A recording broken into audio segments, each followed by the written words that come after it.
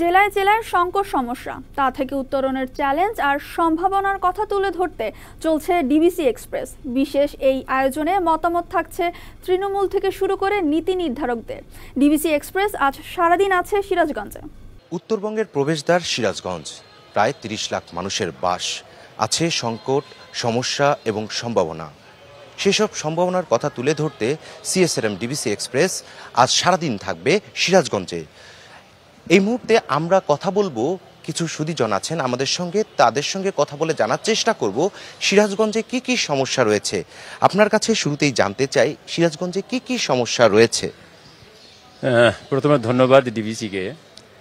ডিবিসির মতো প্রতিষ্ঠান মফস্বলে এসে মফস্বলের মানুষের মুখ থেকে মফস্বলের সমস্যাগুলো, তাদের সম্ভাবনাগুলো জানতে চান, যে উদ্যোগ নিয়েছেন এবং যে উদ্যোগের মধ্য দিয়ে কর্তৃপক্ষ দেশ বিদেশে মানুষ জানবে আমরা যারা এই উত্তরবঙ্গের দ্বার প্রান্তের শহরে বসবাস করি আমরা কি সমস্যার মধ্যে আছি এবং আমাদের এখানে সমস্যা উত্তরণের পথগুলো কি। এই উদ্যোগ নিয়েছেন, সেই জন্য আমি পুনরায় আপনাদেরকে ধন্যবাদ জানাচ্ছি। হ্যাঁ, সিরাজগঞ্জ ঐতিহ্যের একটি শহর, একথা সত্য। এই শহরটার ইতিহাস হাজার বছরের না, কয়েকশো বছর যাবতীয় শহর। আমরা একটু জানতে চাই এখানে সংকটগুলো কি রয়েছে, সমস্যাগুলো কি? তো কয়েকশো বছরের মধ্যে দিয়ে শহর গড়ে উঠেছে।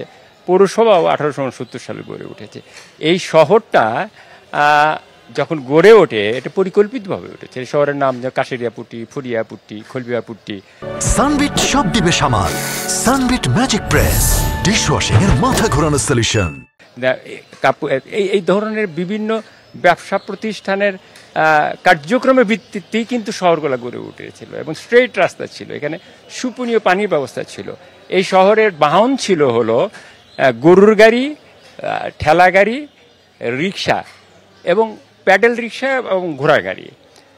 এবং এই শহরের মানুষ আসতো এবং শহরের পৌরসভার উদ্যোগে যে পানির ব্যবস্থা ছিল সেটা খেত এবং সেইখানে বর্জ্য নিষ্কাশনের একটা ব্যবস্থা ছিল, সুন্দর ব্যবস্থা ছিল। আমাদের এই শহরের যে ড্রেনগুলো ছিল সেই ড্রেনগুলো তো ধরেন যে নদীর সাথে সম্পৃক্ত ছিল, ডিসপোজাল হতো ক্যানেল দিয়ে এবং নদীর পানির মধ্যে দিয়ে চলে যেত।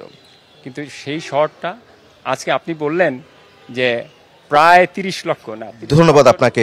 তো শুনছিলেন, আমরা আরেকজনের কাছ থেকে জানার চেষ্টা করব এই জেলায় কি কি সমস্যা রয়েছে। এখানে আসলে তো বেকারত্ব একটা বিশাল সমস্যা, কারণ একদিকে হলো নদী ভাঙা আর অন্যদিকে হলো যে আমাদের এখানে শিল্প কলকারখানা যেগুলো ছিল প্রধান jute mill, spinning and cotton mill, বিশেষ করে তাঁত শিল্প, এগুলো সবই এখন বন্ধ। কারণ প্রায় 3,20,000-এর মতো তাঁত ছিল, সেই তাঁত করোনাকালীন সময় দেখা গেল 1.5 লক্ষ তাঁত কিন্তু বন্ধ হয়ে গেছে। এই মানুষগুলো কিন্তু বেকার। এখন এই যমুনার ভাঙনে একদিকে বেকারত্ব আর অন্যদিকে হলো শিল্প কলকারখানাগুলো বন্ধ হয়ে যাচ্ছে। এই কারণে যে বেকারত্ব, এই বেকারত্ব দূর করতে না পারার কারণে এখন কিন্তু শহরে যানজট তৈরি হচ্ছে। এটা কিন্তু একটা বিশাল সমস্যা সিরাজগঞ্জের জন্য। তা আমরা মনে করি যে সিরাজগঞ্জের এই বেকারত্ব দূর করতে হলে এখানে বন্ধ কলকারখানাগুলো যেমনি চালু করতে হবে, আবার একই পাশে যে আমাদের শিল্প যে গড়ে উঠছে এখানে শিল্প পার্ক, সেই শিল্প পার্কের কাজটাও দ্রুত গতিতে হওয়া দরকার, যার মধ্য দিয়ে বেকার সমস্যার সমাধান হলে একটা পরিপূর্ণ সিরাজগঞ্জ শহর হিসেবে গড়ে উঠবে।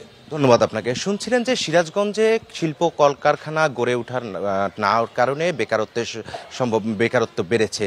তো এই ছিল সিরাজগঞ্জের, আমরা যে এলাকাটিতে রয়েছি সেখানের তাদের কাছ থেকে যতটুকু জানতে পেরেছি।